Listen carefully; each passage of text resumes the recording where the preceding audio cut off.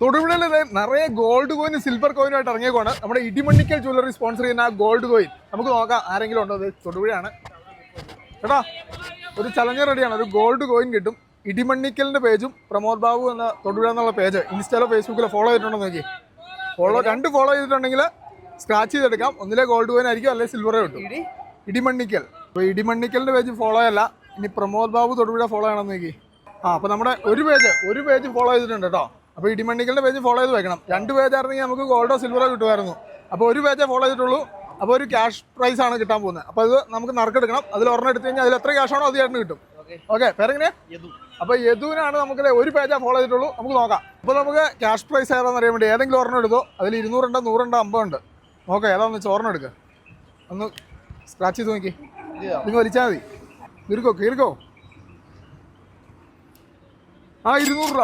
അപ്പോൾ 200 രൂപ അടിച്ചിട്ടുണ്ട്. യദുവിന് 200 രൂപ അടിച്ചിട്ടുണ്ട്. അപ്പോൾ നമ്മുടെ ഇടിമണ്ണിക്കലിന്റെ പേജും നമ്മുടെ പ്രമോദ് ബാബു തൊടുക എന്നുള്ള പേജും കൂടെ ഫോളോ ചെയ്ത് വെച്ചോ.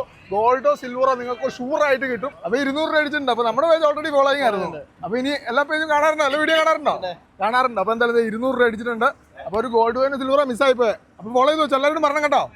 അപ്പോൾ ഓക്കെ, തൊടുപുഴക്കാരൊക്കെ നോക്കിയിരുന്നത് ഞാൻ പുറകെ ഉണ്ട് ഗോൾഡ് സിൽവറുമായിട്ട്.